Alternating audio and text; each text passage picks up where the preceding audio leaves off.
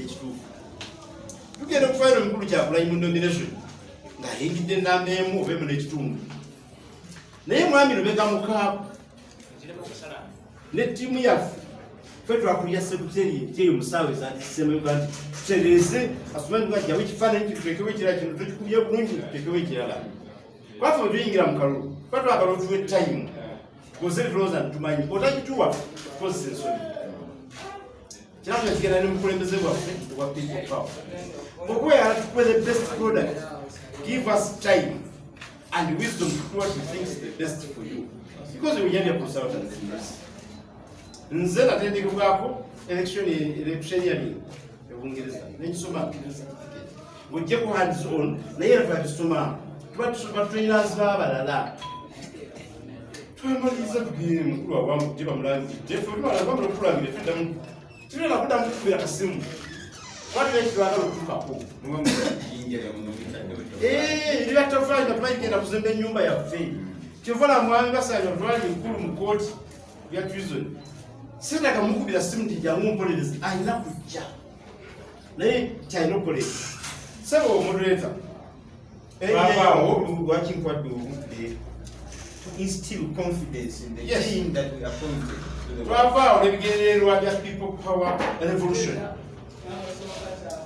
Ekituufu kiri nti mu Arua nze John Merese sinayo senga wange wadde jjajja muntu bwe nalinyirayo nga mumanyi bulungi wabona akasijja ne watuli wayabeerako mmemba wa Democratic so nali mumanyi nnyo mukwano gwange ya tuseka bwe twakola okunoonyereza akasijja ne yeetaaga obuyambi okukola final touches kulangirire tonojjamu enjawukana zonna ne candidate w'ekibiina kya Democratic Party ku lw'obulungi bw'eggwanga lyonna n'omugendo guno gwe tuzimba twamusaba addeko ebbali tumalize akalulu ka Mwami Kasijjano tukakuume.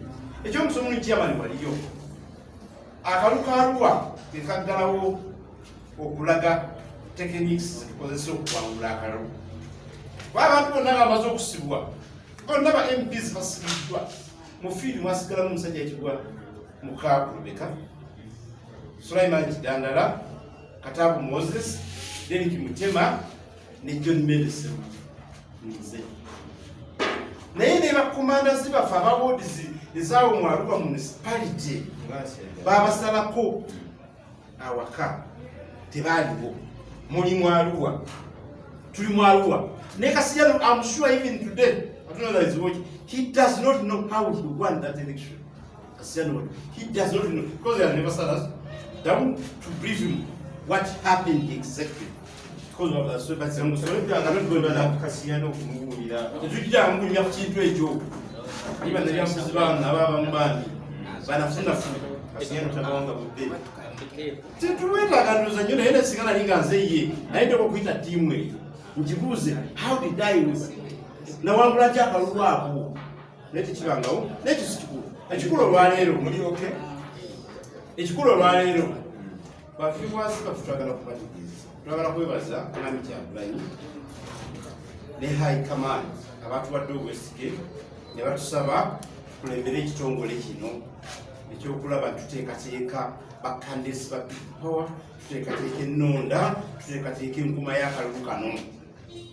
Wakaplan tukimaliriza byambeera kubyogera naye akabadde mu kweyanjula. Okweyanjula kwaffe Oyanjudde nno okwanjula ku kyenkwagala musifaayo bagwangu kutya waki tulikomo next time tukontinuinga ne ttiimu eyo.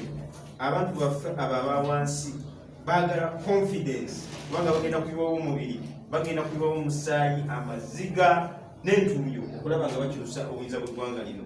Kati obwesigwabo bonna buli mu ofisi yamu Electoral Commission nga muwanjudde abakulembeze abalungi mwidentifyinze bakandidate abagenda okuyimirira ku lwa people power ne Kyagulanyi abantu abatagenda kuba bangwe awatali corruption yo. Nakugamba introduction yo ekoze twagala ekole confidence, ezimbe confidence oba Oluganda kyeki confidence obwesigwa bategwa kwe olw'ebyo ebibaddewo bateekwa okukozesa obwongo bwabwe nga tewali abagamba ekintu kirala. Mulina okutegeera Nakyemaliya bwakola.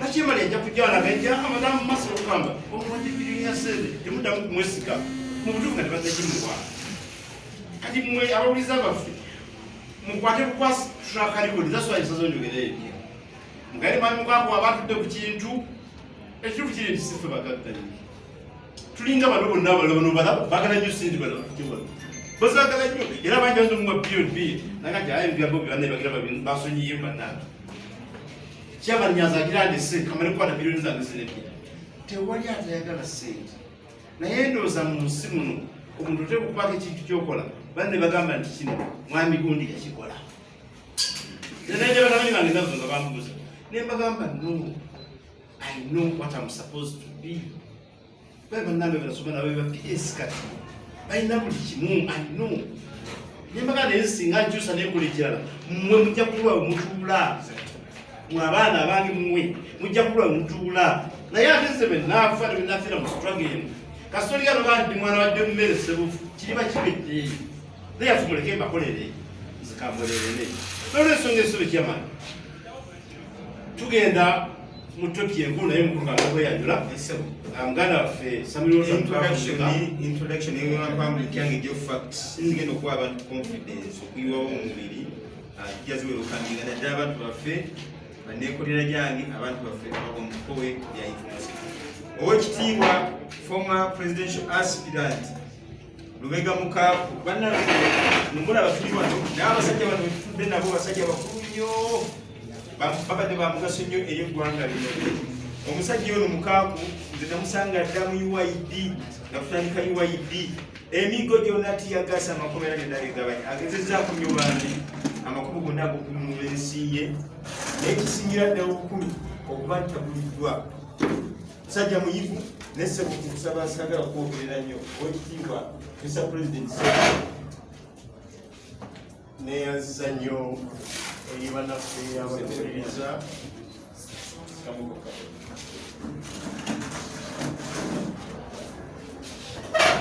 neyanziza nnyo naddala eri bannaffe abatuwuliriza nammwe abainformal sector bakateekateeka programu eno ate ne bannamawulire tugira wano n'abali mu technical wing okulaba nti emboozi yaffe eno n'okukwataganya amaloboozi bituuka ebule n'ebweya w'ensi. Njagala okwebaza ennyo bannange kakati we tuli ku National Elections Management Commission eya People Power. Lusigera n'engamba abantu olulimi luno lwaffe bwe kugamba nti amaanyi g'abantu gagoddamu nga nti gali mu ffe oba gali mu nze. Amaanyi g'abantu gali mu ffe. Amaanyi g'abantu gali mu ffe. People power. Tuli wano nga si accident. Tuli wano kubanga tuli beeteefuteefu okulaba nti eggwanga lino linonolwa mu kiseera ekitali kiwanvu. Tuli wano kubanga tulowooza tukyalina ettoffaali lye tusobola okuteekako naddala ku lutalo olukuumiddwamu omutwe ogwaba musaayi muto nga bakulemberwa munywanyi wange mukwano gwange student wange mu ngeri nnyingi abanabuti bajja menti wange ate muto wange owekitiibwa honorable kati gwe tumanyi nti His Excellency President addako Honorable Bobi Wine Kyagulanyi Ssentamu Robert. Eggulo nabadde n'abavubuka wano Ssebu nga ndi ne mukulu Ssebuufu kubanga buli muntu ajja mu struggle ng'alina ekimuwadde amaanyi motivation. Nammwe abali eyo mikwano gyaffe bentumidde ennyo mu diaspora yonna okuva Australia okugendera ddala e Bulaaya okutuuka America ne Canada, South Africa, ne Scandinavia n'awalala yonna ne Germany. Na wano ku muliraano bannaffe ng'Abannarwanda, bannaffe abana Kenya, bannaffe abali Sudaani, ate ne bannaffe abali Tanzania. N'abadde ntegeeza bannammwe wano ku base abavubuka abato ne wano bali tulina ebitumotivatinga okujja mu struggle, naye struggle eno si ya muntu bagaliwo ababita kuta obubi ti struggle eno ya Nyanzi oba ya Kyagulanyi oba ya Lubega oba ya Walukamba oba Ssebutu. Struggle eno ya Bannayuganda.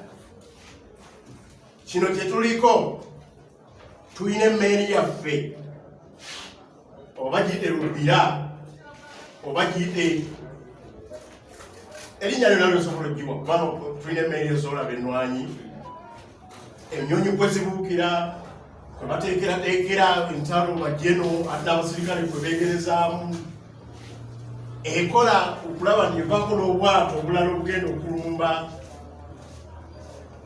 Emmeeri yaffe ey'okunonola eggwanga yeeno. Kijabuzi kikuffe buli omu kinoomu alinamu ekifo ate nga Kyagulanyi ye captain. Ate Tanganyika y'omu ku baki ku ba captain asooka. Therefore kikulu nnyo okulaba nti emmeeri yaffe eno etuggusa mu lutalo luno lwetukola ki lwe tuliko. Kikulu nnyo okulaba nti abakulembeze b'ebikundi ebyenjawulo ng'ekya informal sector, kaka tulina mwami Nyanzi gwe tuli naye wano ate kali akola amawulire mu ngeri emu. Kikulu nnyo okuba nti buli omu akola omulimu gw'ateekwa okukola n'aguggusa. Kyetuba twebaza bannamawulire omulimu gwe mukozi. Nammwe abali eyo mu diaspora, nammwe abakulembera ebikunsu ebyenjawulo, omulimu gwe mukola okulaba nga twambala engule ey'obuwanguzi. Ali mu kiseera ekitali kyawa kyewala. Ensonga lwaki twaleeta engombe egamba twebeereremu. Twebeereremu tekyajjira nakyo nga accident. Buli muntu, you have a role to play in the struggle for the liberation of our motherland. Ate batugamba twebeereremu teri kuzikiza, nakyo kigobereza kubanga onossa omukono awo mulabe wagenda okukola ki okuyita. So tumanyi ffera tuli beeteefuteefu okulaba nti bino byonna bibaawo, era bwe mulanga mulina Ssebufu gwakubye, ne bw'onoobeera Lubega former presidential candidate, ne bw'onoobeera Kizza Besigye, ne bw'onoobeera tukusaba goberera nze ngamba nti njigiriza byenkola. Bwe nagamba mwami Nyanzi ne muto wange Kyagulanyi nti yambala osobola okwambala n'okuggusa nga captain, ate teyaddamu. Era kulaala eyo njojjukira nga tumaze okulayira ekasanga ti we yagambira ensi nti nga tumaze okukaanya nti luliba olwo nemba ekirabo mukyala wange Babi nga tuli mu State House weganga mwana ekirabo ekyokubeera first grade. And I think sometimes it's good to dream. Naye kirungi to dream, kirungi nnyo okutandika okukola ebyo ebikutuusa ku kirooto kyo kikola ki ekigambo. There is what we call the Ugandan dream. Ayogera nammwe nze Samuel Bolton Mukaku Lubega, former presidential candidate 2011. Nkulembedde ebintu bingi mwami Ssebufu abyogedde byetagala kuddamu, naawe obyogedde oba mwe mwandyogedde n'okubyogera basi kirungi kweyogerako. Tukulembedde entalo ez'enjawulo okuva ku kampeyini ya mwami Ssemwogere. Ate emabega twali tutandise ebintu nga ebyabavubuka nga Nkoba za Mbogo nga Uganda Young Democrats. Nze ndi ssentebe ow'okuna mu Nkoba za Mbogo. Naye nze ku mulembe gwange ne Ssebufu twali ku management y'emu nga ye mutaka wa Northcote. Twagamba tugenda kufuula Nkoba za Mbogo si just okulwanirira ensonga za Buganda Ssemasonga enkulu etaano, naye okuddira Bannayuganda bonna tubateeke mu kifo kyabwe. Tekyatutandikisa Basoga Nsente, tekyatutandikisa AMUSA, Acholi Students Association, tekyatandikisa abavubuka abeegatta awamu bebayita abanyakitala, tekyatandikisa abasoga njogere kubasoga nsente, tekyatandikisa tesida bateesoga ate omwo bwe twajja nkobazambogo w'eggwanga lyonna lwaira waliwo okubita buto obulala nkobazambogo kitegeeza nti zejja zokka mu ki mu bunya so ne tutandika Uganda Young Democrats. Naye ne twabitandika tukoze obululu okuva ku Kamwami Ssemwogere yangazi we twalina energy, twalina innovation, twalina obwongo, twali tuwanyisa nakyemalira eyeekweka ng'akulaga kino ng'asizeeko akazigo naye ng'eno Jinja. Twalina abamukulu Nyanzi nga gwokulira obutundutundu obwa Central Kampala ate ng'oli wano e Kamwokya. Tukwebaza kubanga tewaswaza Muzeeyi Warakira wa DP ate tewaswaza Muzeeyi Sentamu ne maama waffe omugenzi. Mu mbeera ezo tukulembedde obululu ng'omukulu bw'Abaganda Akabesigye. Nze makati yawo nalina omugenzi Evaristo Nyanzi. Ate Ssebuufoyo buteeyogerako naye tebamanyi mulimu gwe yazannya mu struggles ez'ekikula bwezi. Nyanzi sijja kwogerako abantu tebamanyi lwaki olwali tuli ku palero nga walowoozeza tufeddeko okubeerawo. So era nze natuuka okusibwa nga bansiba nti ndi ku treason kubanga nze kubalowooza okuba chief commander oba intelligence officer owa Uganda Federal Democratic Army Front. Saakigaana kubanga era ne muba byonna abasibiddwa tebalina musango gwebakoze. Eyo twavaayo tukole ne mbadde mbululu bwa Ssebagala bw'abameeya Ssebagala Sebaana jjo wano okwokuzza lukwako nga stadium koze eki emutuddeko. Mbadde mbululu bw'abapulezidenti bonna n'akange naye ate buli bw'oyongerako oyongera nkulembedde ne bannange munange Ssebuufoyo twakulembera akaluka Mwami Kyagulanyi gwe mujulizi n'abeewo twakatandikira wano e Kamwokya ne tukkirira ku ground ennaku 69 nga twebaka kapaliso kayitirimu office wali ziba pati ate e Kampala twali tetulina maka. We believed in this revolution.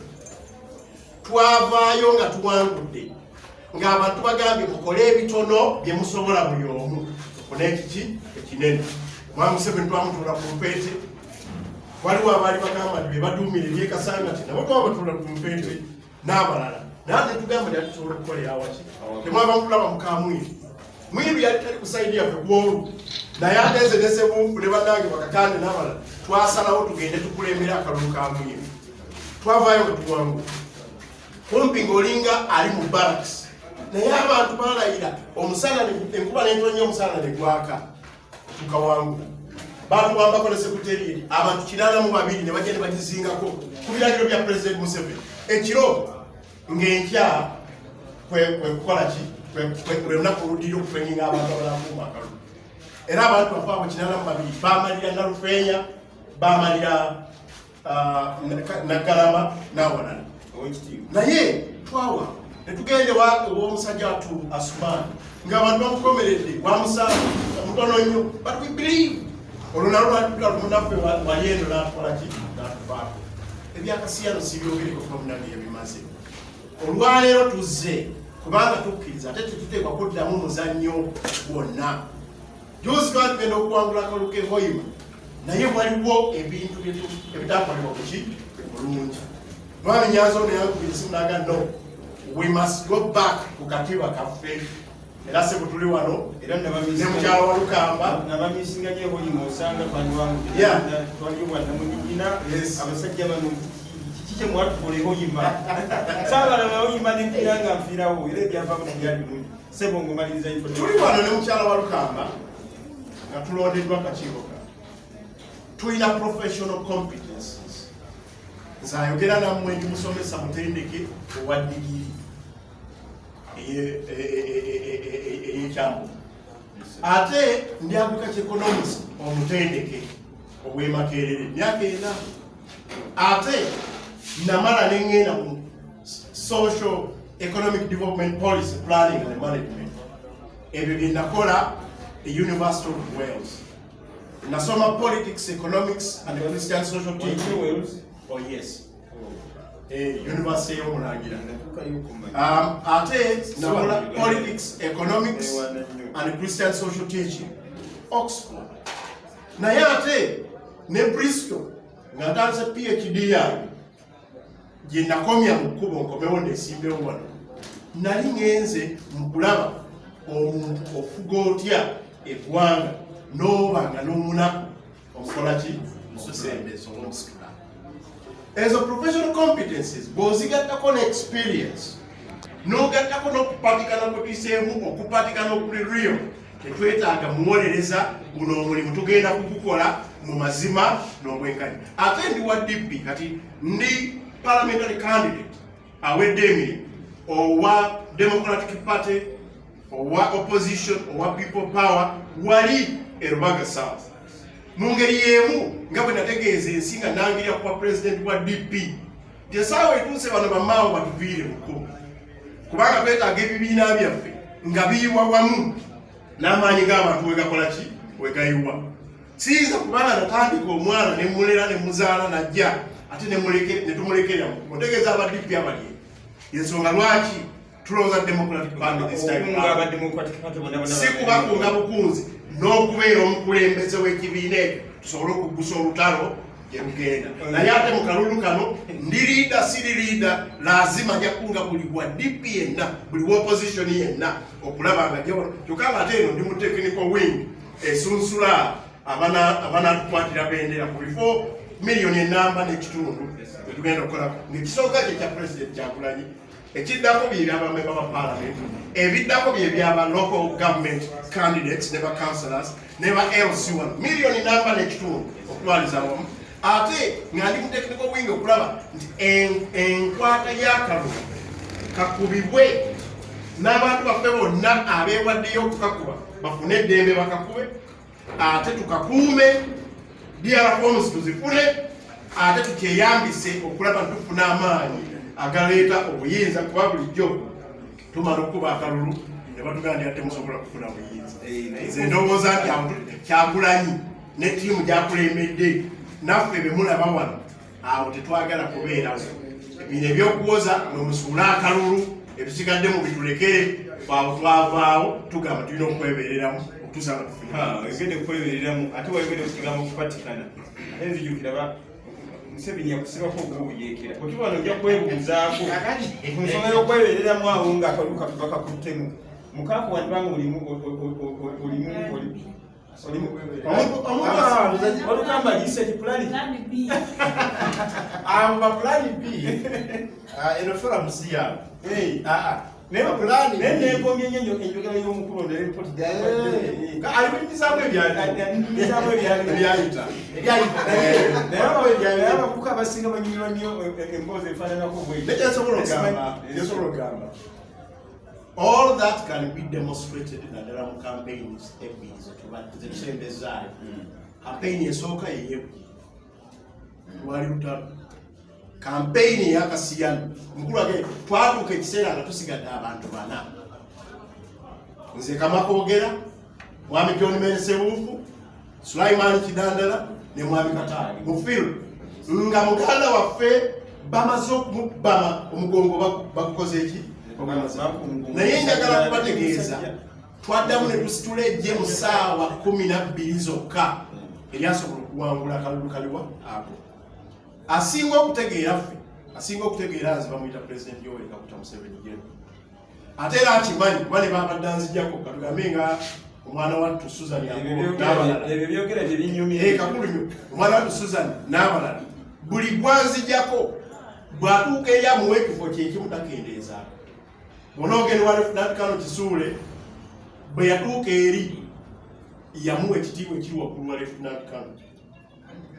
Bwe naayogera ku bamubiru, bwe naayogera ku ba Susan Ambogo, bwe naayogera abavubuka bonna baatutego kasita amanya oyo yayise mu mikono gya Samuel Walter Mugakulubega ne Baserufu ne banne amuwa ekifo kyekimu.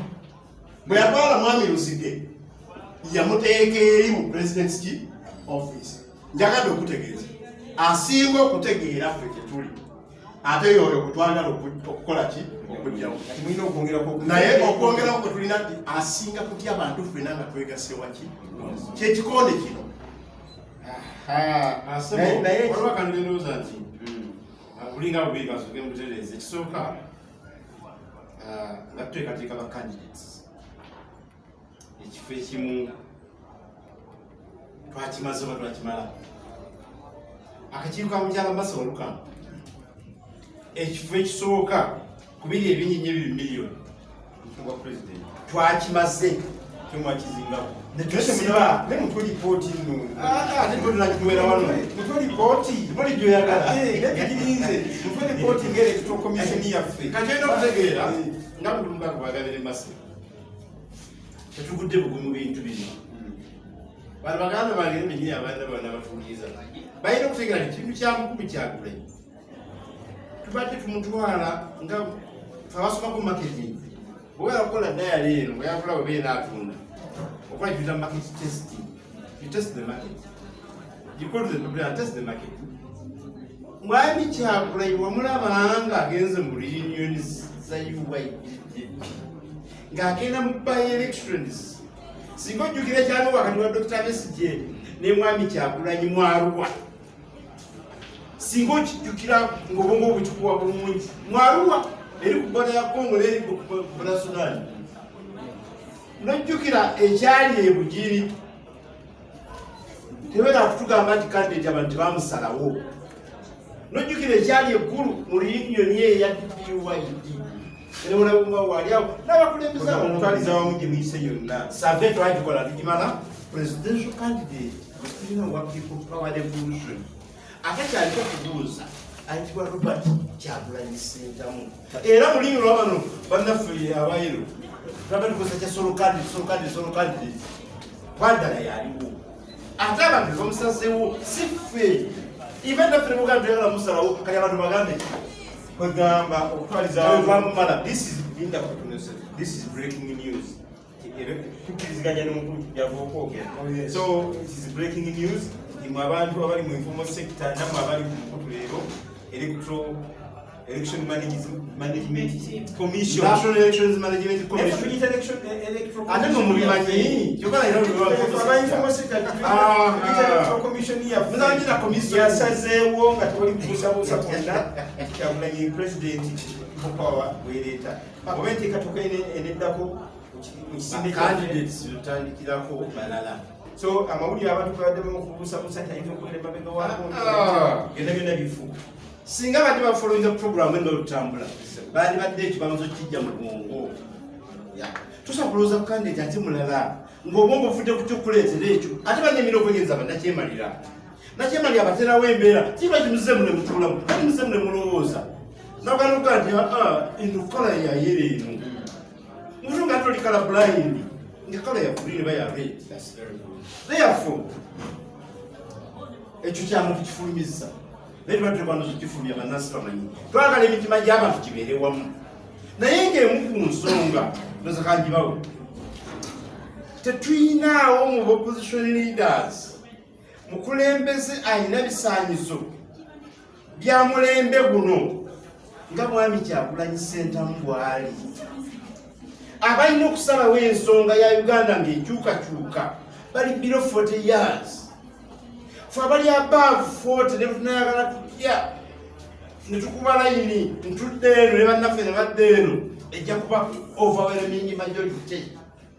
Katosobola kudya generation n'ogijjako omwana waayo nolowooza nti era gyoyinza okugenda naye ffe abadde bakyalimu obuzibu ffe banyingidde 5 6 babitaladengebera dotmukwano there's no problem at all because we have been campaigning for him all the time. So I have no problem with him, but he's 64 years now as a job. Abantu abali above 64 years mu Uganda basukka 10%. Over 20%. Therefore, Mwami Museveni w'emyaka 8 ayinaga 2% abali mu myaka gi. Takyayitali at liberty kusalirawo bano abaana abali big 40 years. That criterion only a qualifying such a candidate. amawulire malungi nnyo ssebo era abakulu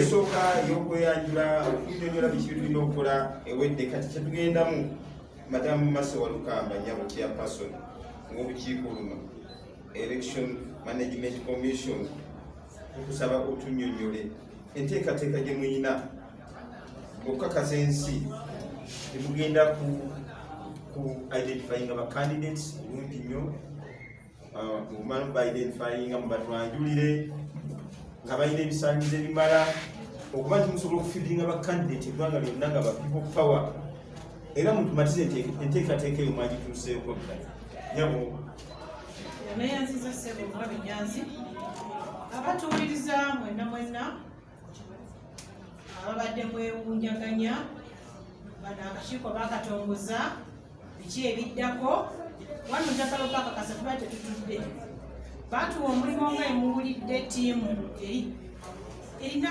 experience yonna yonna omuntu gyasobola okulowoozaako tukakasa bannayuganda tukakasa buli omu yenna alina omutima gw'enkyukakyuka babanjulidde nti olwadde president waffe tumulina tubadde tutuula nga twakola what they call work plan tunatambula tutya batasobola kuvuga motoka nga tolina tomanyi gyolaga ova ewaka n'ogamba bwetu Kampala ngenda kutambula bwenti then nkomewo so ennaku zo tuba tukola ku work plan activities that we supposed to carrying out mu different districts zonna then netuvayo ne budget what it requires fulfilling those activities kakasa abantu bonna in fact ku makyafunye essimu esooka nga bagamba Walukamba wamaze okufulumya dda lisiti y'abakandidate ekisinza okunsanyusa nga nange ayogera genda kwesimbawo ebugweyi luvannyuma mu palamenti nga ne ku lisiti siriimu oli omutegeeza